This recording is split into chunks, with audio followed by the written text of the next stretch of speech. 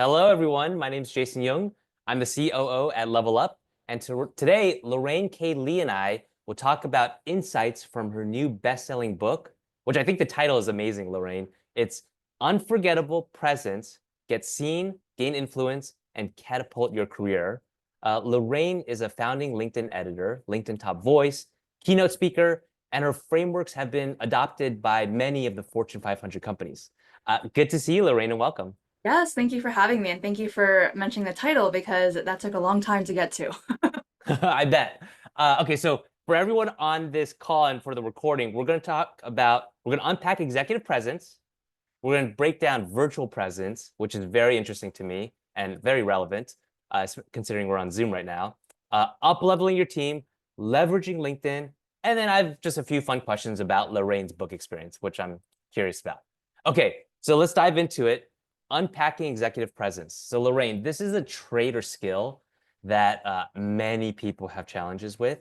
So from the first persona, someone who's already a big company executive, let's say managing 50 plus people, maybe hundreds of millions, maybe billions of dollars of business. What's your top advice for that type of person to develop executive presence to have CEO level like gravitas? First thing I want to say about executive presence is that it's this phrase that's kind of nebulous. Like we all have a different definition of it, and it can mean you have like a lot of like coded meanings behind it. There have been a lot of changes to executive presence over the past decade or so. There was this really interesting data published in Harvard Business Review, Jason. I'm not sure if you saw it, but it basically showed the difference in executive presence from 2012 to 2022 and how people perceived it. And so I think it changed for the better, right? There was like a lot more people-centric skills that were needed in 2022 versus things like forcefulness or physical attractiveness, which is, or like how fit you are, which were things that were seen as executive presence in 2012. And so for me, thinking about, the executive leader, how can you really exude executive presence? At that point, you already have a lot of the skills or like the je ne sais quoi that got you there, the gravitas, the communication skills, the credibility. I think what really differentiates you with strong executive presence is your ability to communicate very clearly and transparently, especially in times of change or when there's bad news that you have to share. It can be so easy to try to cushion things or pad things, but I know from my own experience, like through a layoff, through just other things that are happening in the business that maybe aren't ideal, if a leader is transparent and clear, even if it's bad news, you already like feel so much you think more positively of that person and you're like, okay, not great news, but they were direct with me, they respected me enough to tell me the truth. It's interesting. So Ethan co-teaches a cracking the C-suite class with his best executive coach, Sue Bathanis. And it's mostly for VPs wanting cracking the C-suite. And you nailed exactly what Sue was saying too. The most important trait for a C-level executive is to be clear. So I'm curious your thoughts. Why do you think even senior leaders have challenges with just being clear and being transparent? Why do you think that is? A lot of it, I think, stems down to the busyness of our day and not always understanding our audience, especially in the world that we live in now. It's like some of us are hybrid, some of us are remote, we're distributed. Mhm. There's like Slacks pinging off all the time, there's emails, there's like a lot of things happening. And so to communicate clearly, you have to think clearly. But if you haven't given yourself time to think and you don't have that space to really say, okay, what am I really trying to say here? What's the message I want to give? What's the best medium to give that message? It's going to be hard to be clear. And so I think it's partly taking the time to really think about it and then yeah, and then you have to make sure you're doing it in the right channel because there are a lot of different ways we can communicate those messages and then understand your audience as well. Yeah, that matches what we see too on the executive Yeah. levels. It's we get a lot of questions of I'm so busy. How do I Yeah. make time to deeply think or read, right? Yeah. And then the short answer is the best leaders, they make the time. Usually first thing in the morning before the world wakes up and distracts them. It reminds me of that quote. I forgot where it stems from, but not all readers are leaders, but all leaders are readers. I Okay. think I first heard it from Ryan Holiday about Yeah. stoicism. But it's about that approach of being intentional about thinking time. I like that. Okay, so that makes sense. Okay, so the other persona, someone who's more mid-level in their career, but this is also someone who frequently presents to executives, maybe a weekly business review, monthly business review. What can they do to exude executive presence to senior leaders? Yeah, so two things come to mind for that level. The first, again, I'm going to repeat it because it's so important. You have to understand your audience. So, different executives want to consume information in different ways. So, making sure you understand how they like to consume information and what's important to them is going to be really critical to making sure that your message is well received. And then the second thing that is really critical is to provide recommendations, provide solutions. So not just here's what we did, but here's what we did and we think this is the next step. Or here's what we did and we see this potential problem, but here's how we plan to mitigate it. So when you can take that little extra step and provide the why or the how and sort of predict what the executive might ask you, that really makes you stand out. And I think that really shows that you are leadership material and thinking more strategically beyond just your like immediate, this is what I'm doing right now. I agree. Always provide your point of view because you want to Mhm. show you don't just have the data and information, but you have the judgment to provide a perspective or a recommendation. Um, Going back, I forgot to mention this earlier about the be clear to give context to everyone. Uh, you want to be clear on your mission, your vision, the expectations, the success metrics, and then the action plan. But then you can delegate it to your reports and your teams to scale. Okay, but Lorraine, on this specific question, we had a good question in chat. Do you use a specific framework to understand your audience and who the recipient is, what they Mhm. like? I do. Ah, This is so funny because it's a framework in my book. This was not a plant in the audience. Thank you, Manjanath. So I use something called the Think, Do, Feel framework. And the Think, Do, or matrix rather, the Think, Do matrix was created by this professor named Andrew Abella. And what it does, you imagine like think, do, now, after. So you think about figure out what does your audience currently think? What do you want them to think afterwards, after they see your presentation? What do they currently do? What do you want them to do afterwards? And then my colleague and one of my mentors, Spencer Waldron, he added the feel category. So how do they currently feel about the topic that you're speaking on? How do you want them to feel afterwards? And so it's a simple matrix. You don't have to spend like hours on it. Just jot down some things, some ideas, and you'll realize pretty quickly, oh, I don't really even know what they think currently about this topic. Let me better understand that so I can frame and position my message more impactfully so that I can get them to this sort of after space that I want them to live in. And so that's a really helpful framework, I think, for understanding your audience. And, if you're like, I have some gaps here, it's the perfect prompt for you to be like, okay, gotta ask some questions and get some information before I present.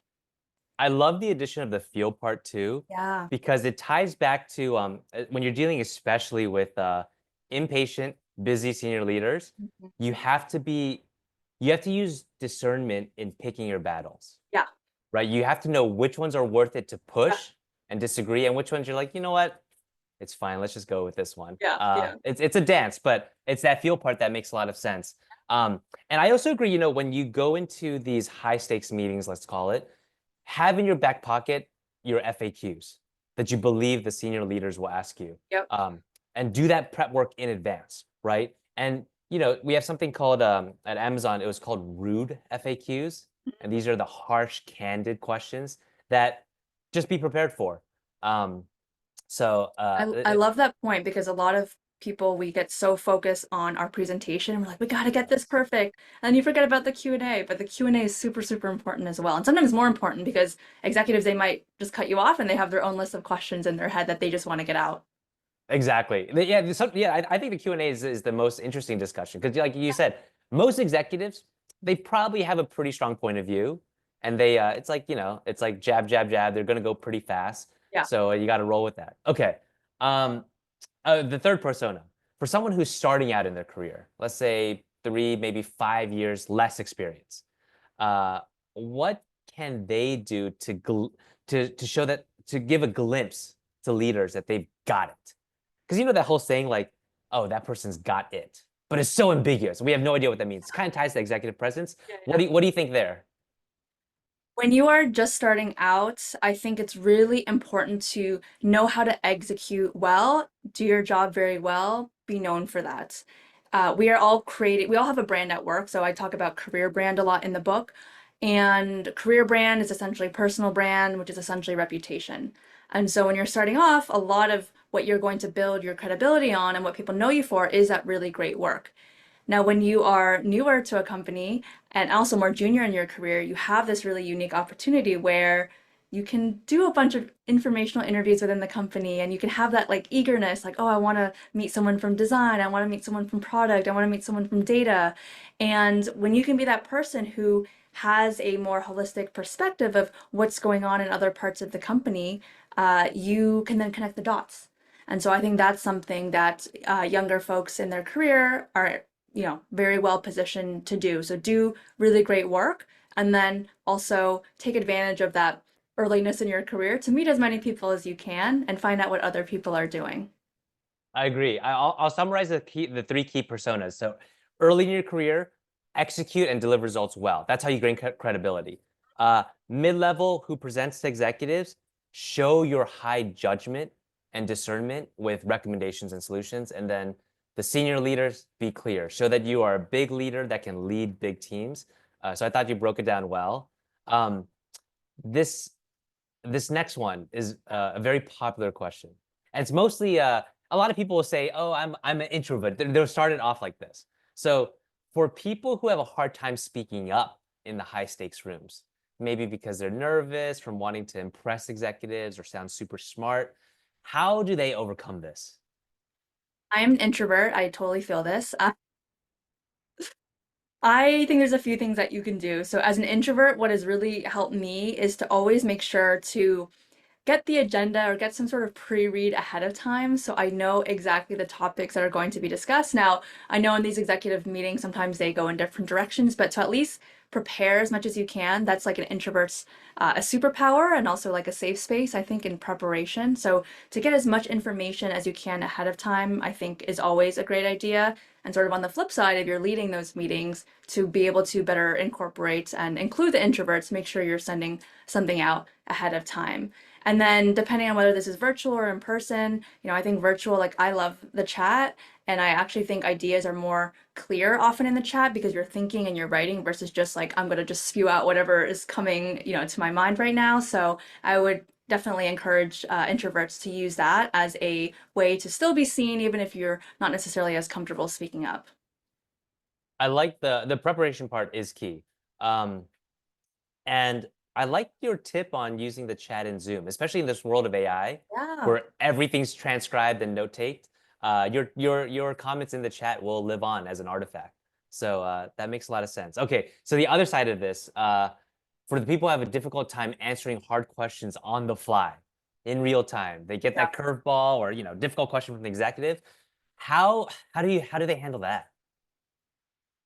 What's important to remember when it comes to impromptu speaking is that we see those people who seem to just always like have the right answer. They know how to respond to things, and it seems like maybe they're just born like that or they're naturals at it. The best impromptu speakers are using frameworks. And so using a framework, let's say there's a popular one, what, so what, now what? So you ask me a question, Jason, and I'll answer. I'll think, okay, what, so what, now what is the framework? What is my answer? So what does this mean? Now what does this mean moving forward? Past, present, future, right? Okay, you're asking me for a team update. Well, last time we chatted, this is what we discussed. Currently, where we're at is the project is moving along, whatever. Future, these are our next steps, or this is what's ahead for this project.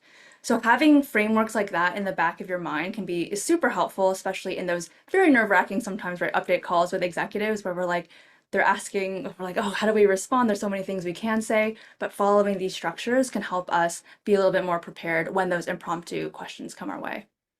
And the beauty of that framework too is the simplicity.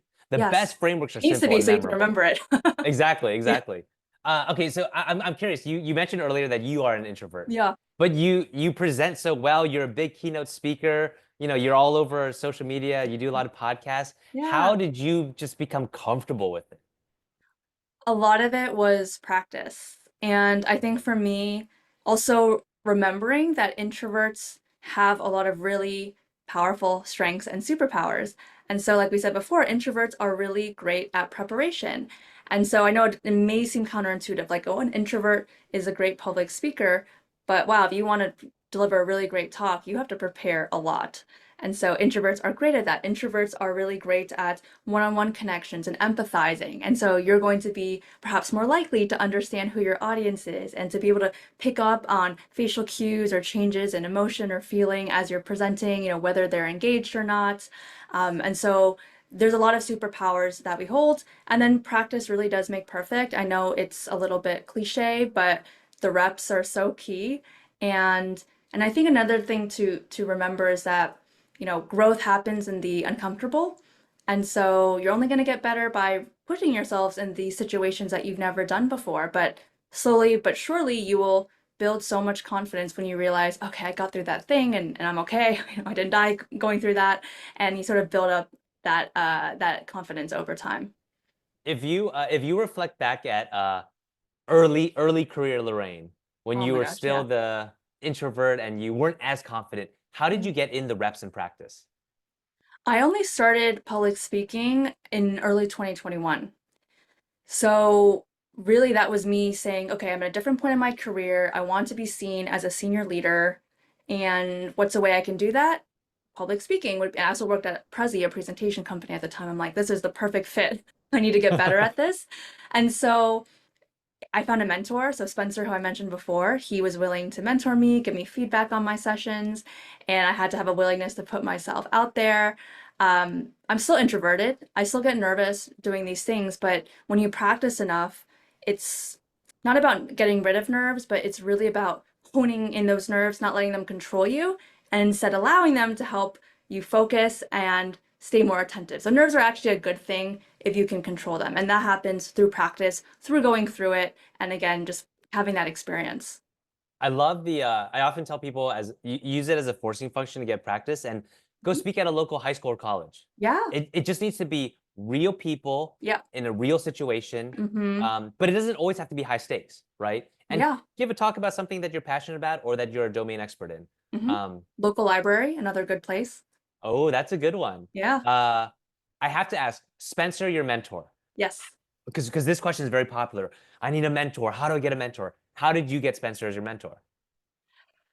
When it comes to finding a mentor, luckily Spencer and I already had a good relationship. But I think what you want to do is you want to make it as easy as possible for that person. So not just, hey Spencer, like, are you okay being my mentor? Like, I'm gonna do this thing. But hey Spencer, I want to get better at public speaking. I plan to do a few virtual events. I'm going to have recordings. Are you open to reviewing those? And this is a time commitment I imagine it will be. Here is, my calendar link to make scheduling easier, or I'm happy to use yours as well. But mentorship and sponsorship really, I think, boils down to one, relationships, and then two, do they feel like you're going to make them look good? Right? People want to lift up others who they think are going to be successful. So you want to set them up for success and show how you are going to ensure your success as well. So building that relationship, it's not also just like a something that will just happen at the snap of a finger, right? Sometimes it takes a little bit of time to build these relationships, but I think making it really clear what your goals are, what their investment needs to be, your time needs to be, and then what your goals are is going to be making them much more likely to say yes. I think you nailed it. In my opinion, all mentorships or sponsorships they have to happen organically. There has to be that shared history and knowledge of abilities and results. Um, it never works when someone just says, "Can you be my mentor?" And Yeah.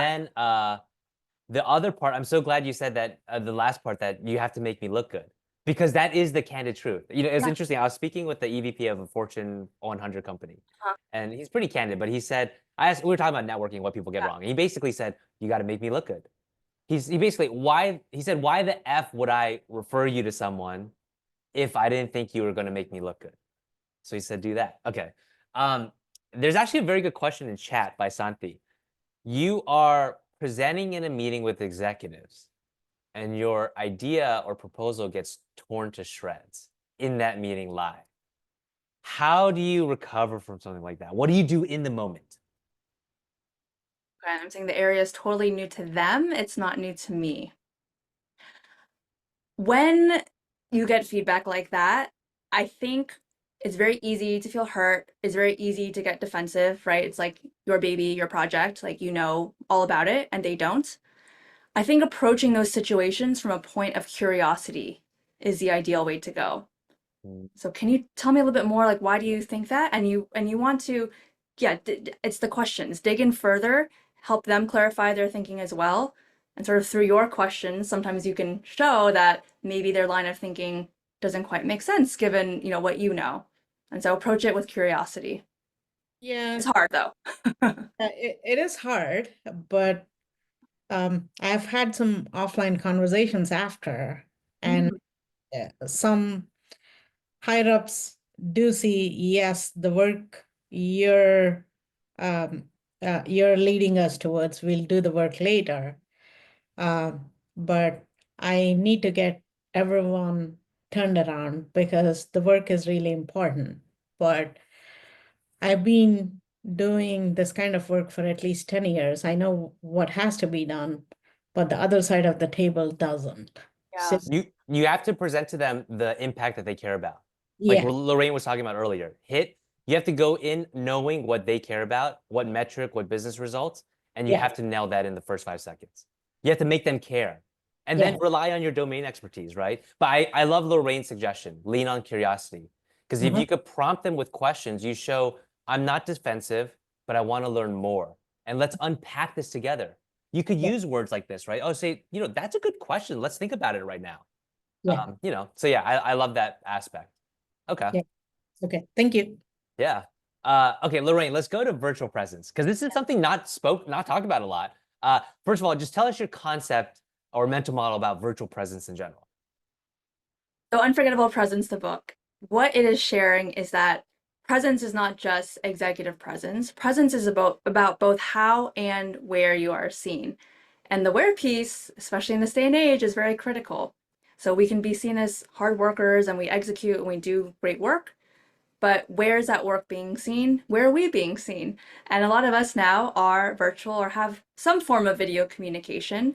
And also, we're on platforms like LinkedIn. And so we need to be really intentional, not just about our in person impression that we leave behind and how people feel when we meet them in person, but how can we help people think positively of us, prime people to think positively of us even before they've met us, right? Through video communications, through platforms like LinkedIn, virtual presence is such a key piece now of how people get to know us. And so we need to make sure that we are being thoughtful about it. What do you think a lot of people get wrong virtually or on Zoom? I think a lot of people, they still think, okay, I know how to turn on my camera, I know how to mute, I'm good to go. And or they think, I'm good on video, like I know all these, I'm, I have the lighting, all that, but it takes a lot more than sort of knowing how to mute and unmute. Like framing is important, eye contact is important. You see me like using my hands a lot during this session. There's really interesting data that shows when you show your palms, your hands on camera, you appear warmer, more personable, more energetic. Like, yeah, woo, everyone show your hands. All these like really wonderful things. And so you need to have the right framing so that you can show your hands on camera. You need to know how to break out of autopilot conversations when you join a call with someone to really connect and get to know each other, because those small talk moments, we don't get as many these days when we're not in the office, and so they're really important to help us connect with each other. LinkedIn presence, right? Like knowing how to make a strong impression there. So many people will judge us and go to our LinkedIn even before having met us. Are we representing ourselves the way that we want to be seen? And so all these things are really, really important. And again, it's not so hard to do. It's just about knowing the steps that we need to take to get there. So on virtual presence, let's say Zoom, for example. It's so interesting. There's 2 points.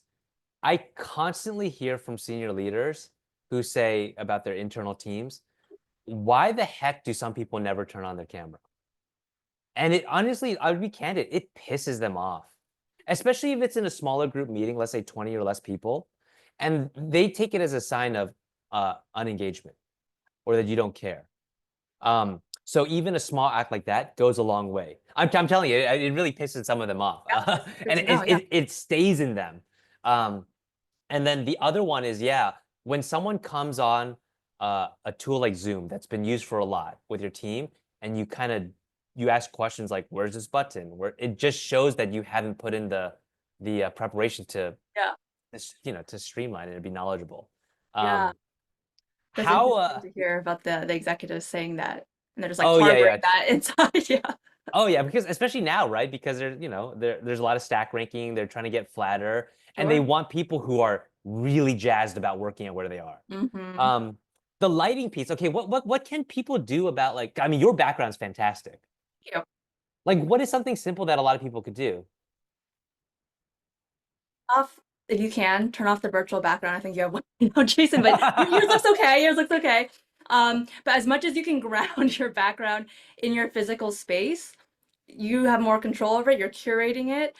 The problem with virtual backgrounds is a lot of when we move, it's like, oh, our hand is like popping in and out, our head, like it's just very distracting. We want to remind people that we are, try to make it seem as much of an in-person conversation as you can. But curating your background is a really easy thing you can do, right? And you see like a lot of personal touches behind my background right now. So when we hop on a call, someone might ask me about this. A lot of people ask me about this caricature.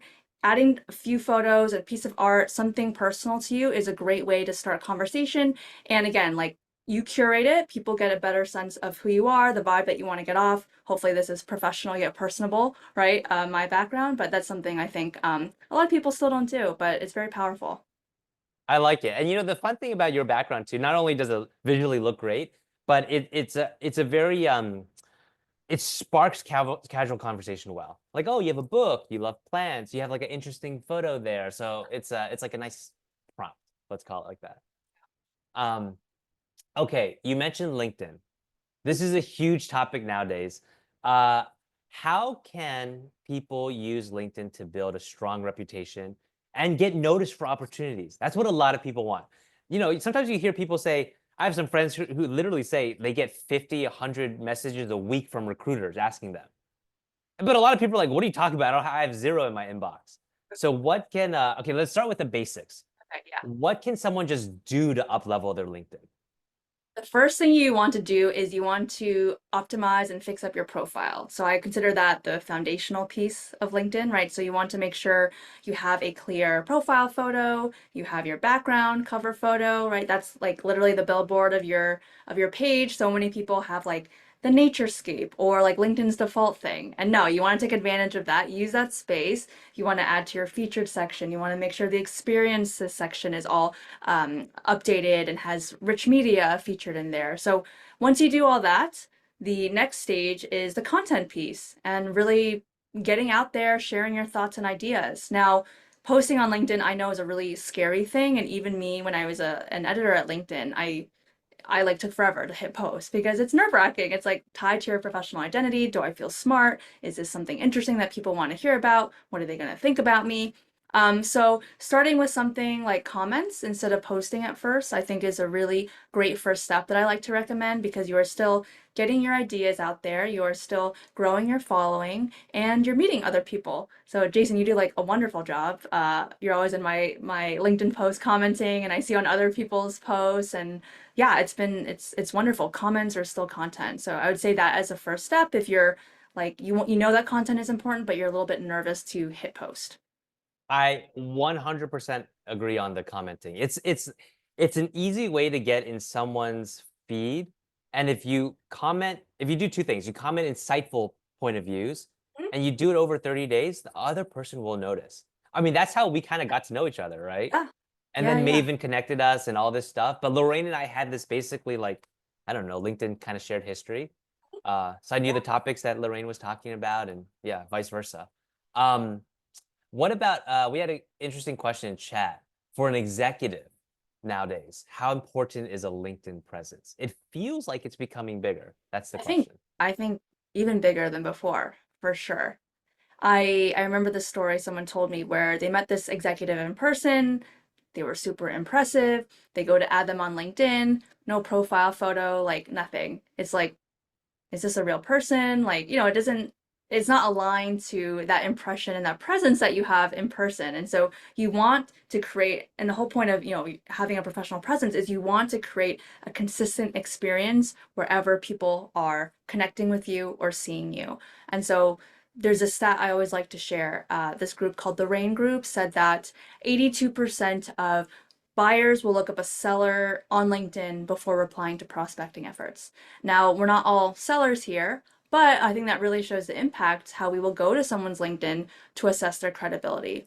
And now a lot of us are becoming thought leaders and really leaning into our own personal brand. So if an executive wants the best talent, if they want to establish their company as a thought leader in the space, you want to post because people are going to go to your page to learn about your company. People connect with people. They're going to want to learn about the leadership first before going to the company page. I agree. It's it's interesting. So 2 points. Ethan gets a lot of LinkedIn requests, as Lorraine, I'm sure you do, being a top voice. And Ethan pays attention to the profile and the headline to Yeah. see is it makes sense to connect. So that's his easy filter because he's a busy person. He gets hundreds. And then the second point, we know someone who went for a VP role at a big company, was down to the last two candidates, big job, Yeah. big impact, and this person got passed over. And the person asked why. And they said, you had everything, just like the other candidate. Uh-huh. You are not seeing it as an industry thought leader. You don't have the external presence Yeah. that we want nowadays, so we passed on you. And then, so it hits exactly the Yeah. importance of LinkedIn. Yeah. Yeah. 100%. Okay, this is a popular question that we see in chat. LinkedIn noise, how do you rise above it? There's so much, it's crowded. I have my thoughts, but okay, Lorraine, what do you think? Sure. It is crowded. But there's actually still a lot of opportunity, I think. Gosh, what's the stat? It's like 3 million users are posting content every month, but that ends up being like 1% of LinkedIn's like monthly active users. So still a lot of opportunity, right? Like it sounds like a big number, but a lot of people are not posting on LinkedIn. I think it's really about connecting with people whose content you resonate with other leaders in your network. So that's like a kind of a little shortcut. Like let's say, Jason and I talk about similar topics, but I'm not getting a lot of engagement, but I see Jason gets a ton of engagement. Well, I'll start commenting on Jason's post, and then some of his audience will see my content. Hopefully it's interesting to them. They'll follow me. So that's one way where you can kind of maybe shortcut a little bit by sort of latching on to someone else's audience. And then I think also with LinkedIn, it's such a long game.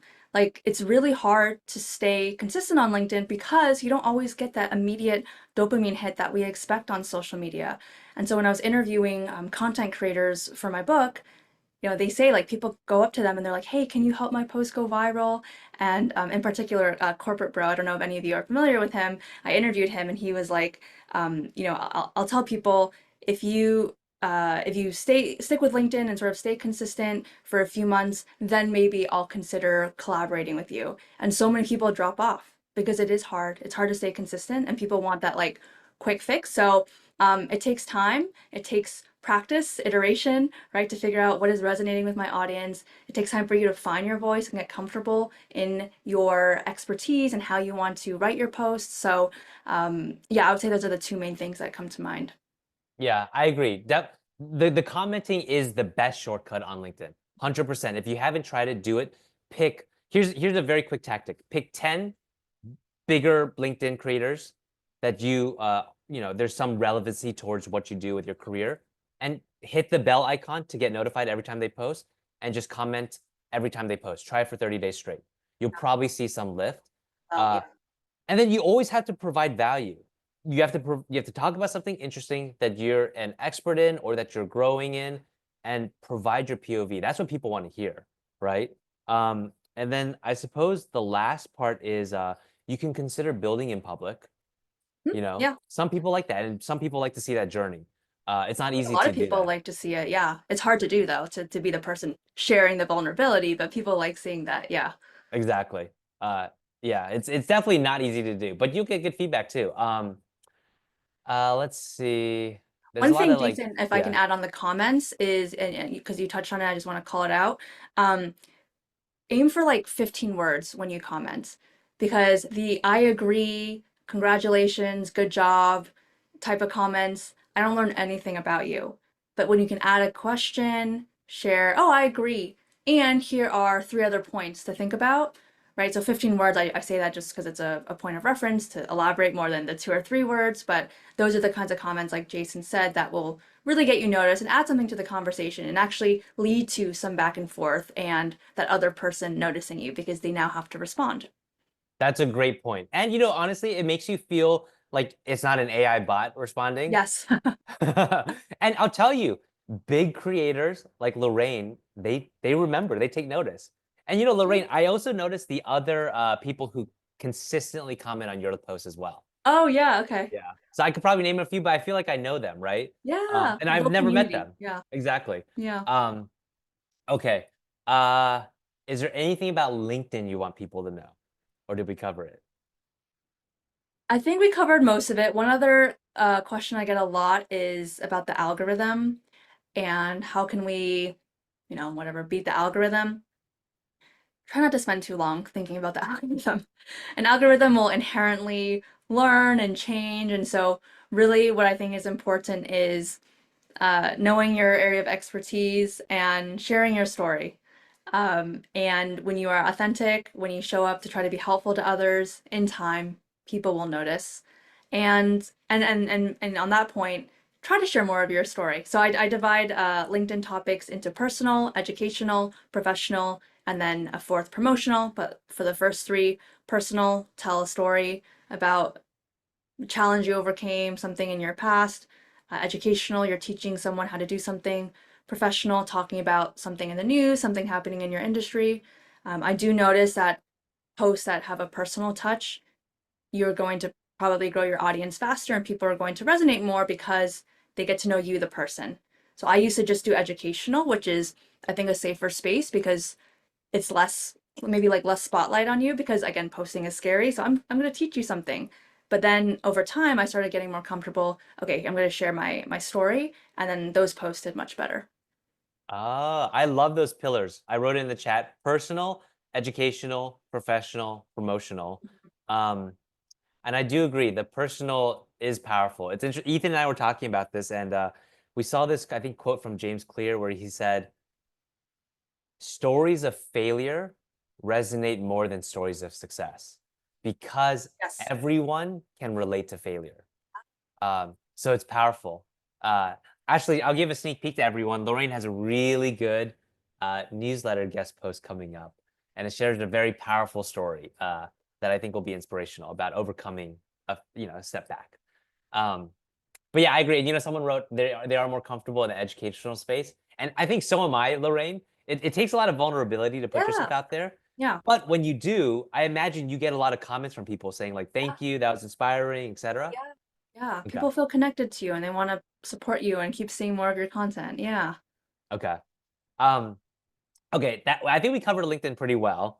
And yeah, you can't control an algorithm. So don't try to control the algorithm. Focus on your controllable inputs like good content and adding value. Yep. Okay, Lorraine, I'm going to jump a little bit. We got some good pre-submitted audience questions. So here's this one. I'm going to try to read it as much authentically as possible.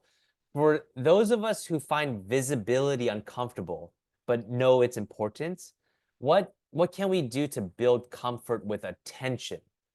Yeah, let's stop there. Visibility is very, very important, as this person seems to understand. I have this framework in the book, the RAVE model: relationships, appearances, visibility, expertise, the 4 criteria to have influence at work, and of course, to be seen, have presence. And there's a few things that you can do because, especially, I understand from the introvert perspective, I don't know if this person's an introvert, but it can be very uncomfortable. Like, I don't want to be bragging about myself all the time.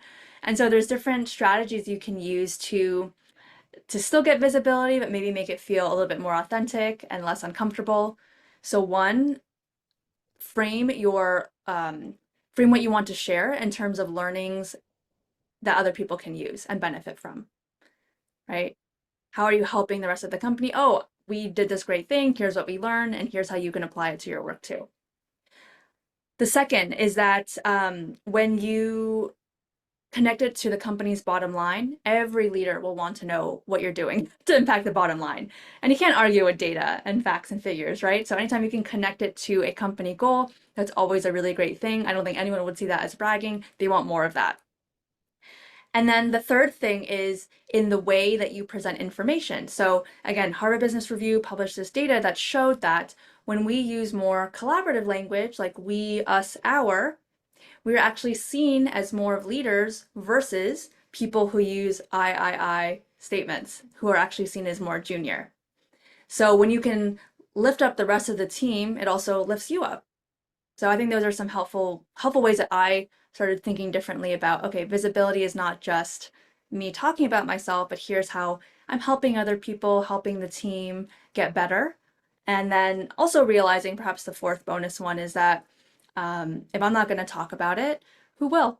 And we need to become the CEO of our own careers and really be proactive with getting the word out there about what we're doing. Because even if we have the best managers in the world, and I've had amazing managers, everyone is so busy with their own career, with their team's career. And so you really want to be proactive, be intentional with your own and take charge of it. I loved your 2 points. The first one being the CEO of your own career, because no one else will be. So you have to own it.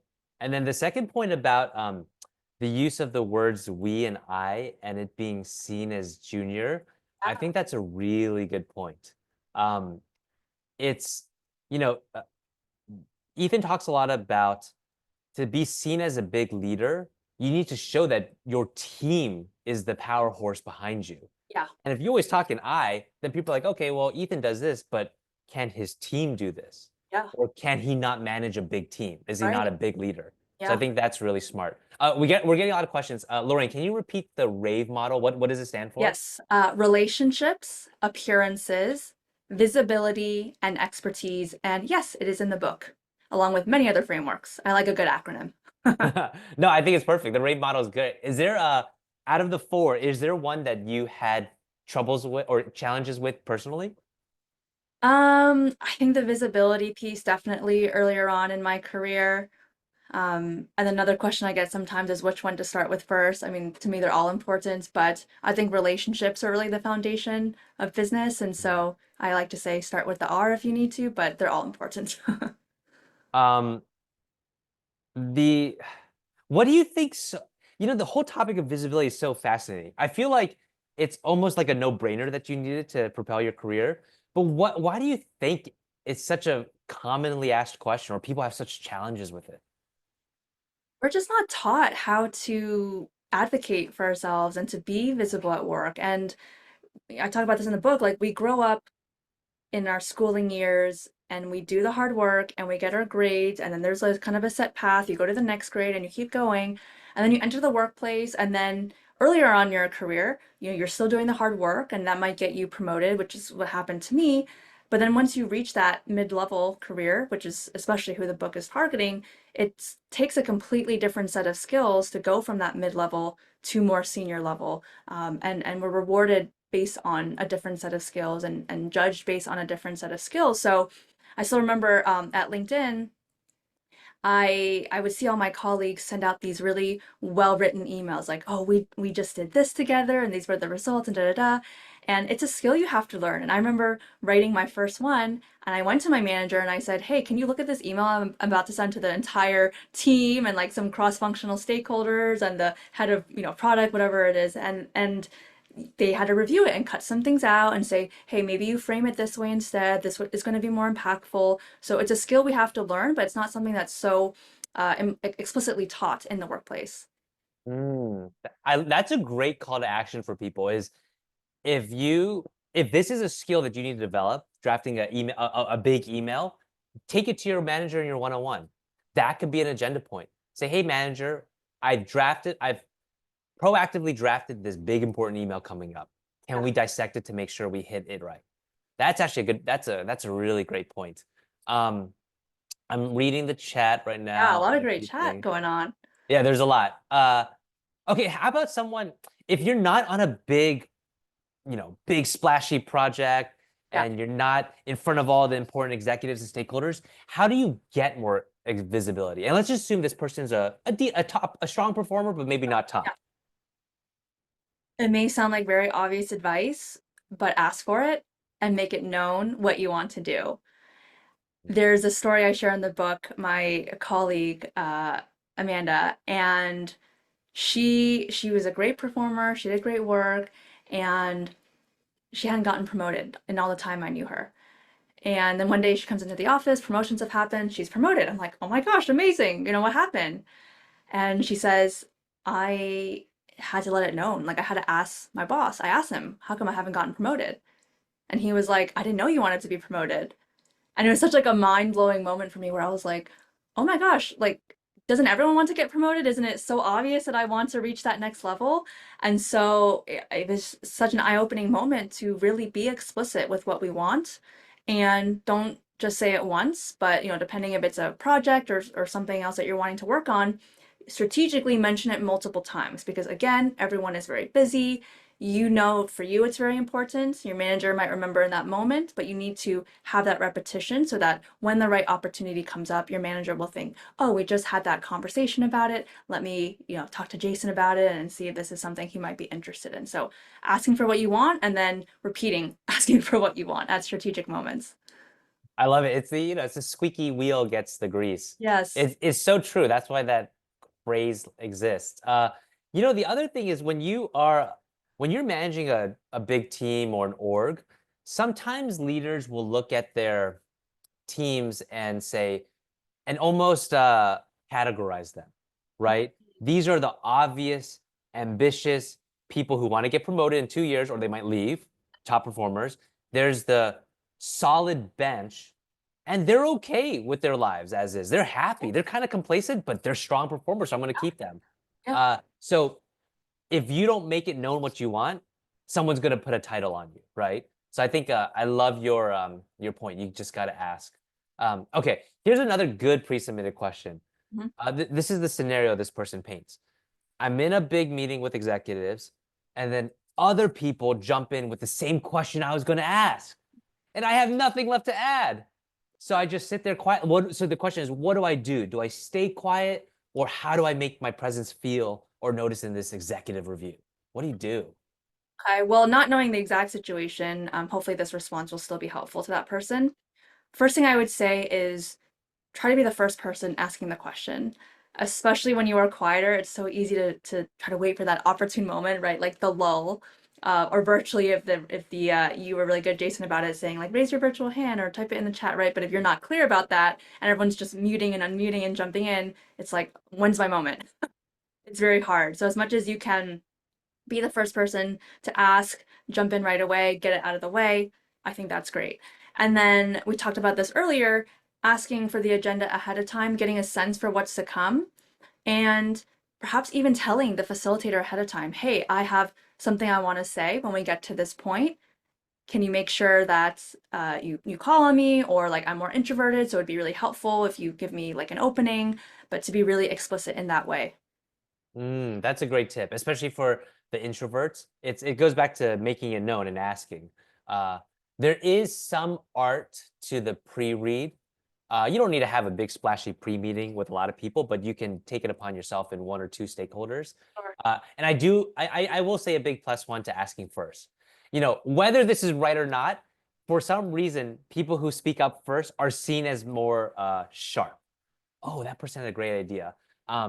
That is hard though, especially if you're in a room of people, a bunch of people who are good at it. Yeah. One thing you can try too is to build on what that person said. Yeah. Right? You can say, oh, Lorraine or Santi or Eduardo made a great point. Here's something else to consider. Yeah. Right? Or if that person didn't fully flesh out what your question is, because hopefully they didn't have the identical question, right? Then it means you might be a little replaceable. There's some like angle you can take, right? Like, oh, Jason, I was going to ask that. And I'm curious, that question more specifically, how it relates to my team. So bring it back to something specific. Yeah. Good point. And the other thing is you don't want to downplay the other person and say, oh yeah, that was my question, but this is a better one, right? Yeah. Build on it. Okay. No, that's fun. Okay. I do want to pivot a little bit to your book experience. Sure. because yeah. you've written a great book. It's a bestseller. I think it hit #1 on one of Amazon's lists, which is not easy. So Multiple lists. congrats. Yeah, I'm Oh, super that's awesome. excited. Yeah. Okay, so I have to ask, what was the most fun part about the book process?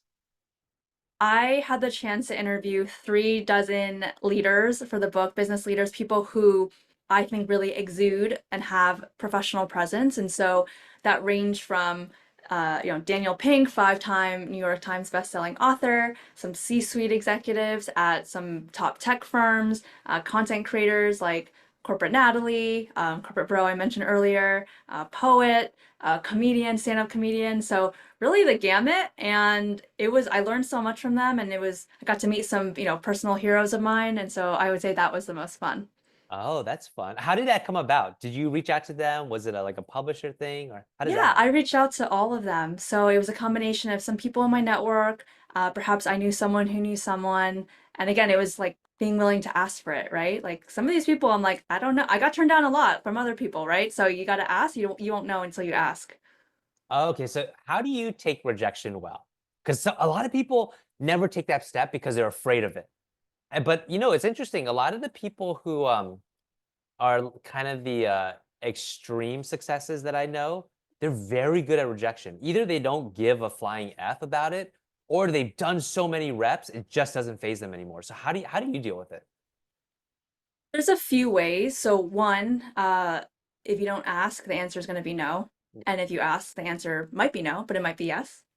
Mm. And another idea that my husband shared with me that he read in a book is almost like flipping asking on its head, in that you're almost like, oh, let me see how many no's I can get. Because the more no's you collect, the closer you get to a yes. And so I feel like that mindset shift was quite interesting for me and has helped because, yeah, I got to know this time, but hey, the next person I'm going to ask might be a yes. And these are all amazing people. Like, I'd be so lucky to have all of them in the book or any of them in the book. So, those two things. Oh, that's a great mental model to have. It's almost like, Yeah. let's just do the math. If I ask 100 people, 80% will say no, but all I need is 20. Actually, all you probably need is Yeah. 5. So if you get 10 or 20, you've 2x your goal, right? Um, oh, that's a really good way to say it. Yeah, it reminds me of founders going for fundraising with investors. Yeah. Very good for sales for sure. Yeah, Any salespeople in the audience. Yeah. Use that one. exactly. Um, was there a surprising moment you had throughout the book process? I would say the most surprising is that I thought the book writing itself would be the toughest, but actually, this promotional stage where I'm doing a lot of podcasts and interviews and writing articles and just having to talk about it a lot, right? Like, again, I'm an introvert, like talking about my work, like it is uncomfortable, even though I know you have to do it. So to me, that was a little bit surprising that I'm like, oh, this is actually a bit harder than I thought it was going to be talking about the book, even though I'm so excited about it, obviously. But yeah, just sort of like putting myself out there over and over again every day. Yeah, not something you have to do all the time. As a self-described introvert, do you get energy talking about the books on these things, or is it kind of draining? It depends how many other interviews I've had that day. You're my second one today, Jason. So I'm Oh, okay right now. wow. But if I were to hit a third, I would be very tired. Oh, interesting. Okay. Well, the chat, a lot of people are saying you're doing an awesome job. I Thank you. agree to that. Is there okay, so you've written the book, so you're intimately it's your book, right? It's Yeah. yourself in the book. Um, is there anything, and you've done a lot of you've done very good promotion on the book. Is there something someone hasn't asked about the book that you thought someone would ask about?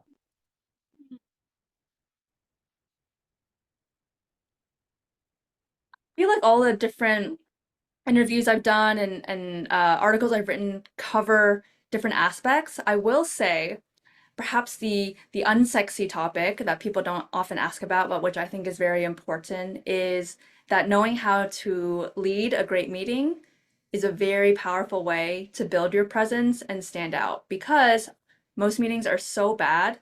So if you can just, even a little bit over that bar, like that's impressive. And obviously you're going to go higher than that. But I do have a chapter, a short and sweet chapter, as all meetings should be, also short and sweet, but a short and sweet chapter on how to lead an effective meeting and yeah, be intentional with them. Again, like it's an important piece of your presence. Okay, what's one tip from that? One tip is that when you facilitate meetings, so I call meeting facilitators the new workplace entertainers. So when you get on a call, it's not let's sit here quietly for 2 minutes and wait for everyone to trickle in, but let's start off with a fun question of the week, or let's ask everyone to brainstorm something. Get them engaged right away and set the tone on a positive foot before diving in so people realize, okay, this is going to be different. I need to be engaged and this is going to be a good use of my time. Oh, I love that. And it's something so simple. Yeah. It reminds me, Toby Luca, the founder of Shopify, he said, companies run on room temperature. It's up to the leaders to raise the heat. And by the heat he means the energy, the tempo, the bias for action. And that, what you just said, is a great way to do it. Okay, wait. So the meeting facilitator is the meeting entertainer? Is Meeting facilitators are the new workplace entertainers. Oh, that's catchy. Nice. Okay, we have 2 minutes left, but I forgot to ask this question. I have it on my list. Sure. Up-leveling your team. Just one quick question. How can a team leader up-level their team's presence when they're not in that meeting? Like, how do you do it for your team? I think what we talked about before about helping them learn how to advocate for themselves, so reviewing emails, things like that, is very helpful.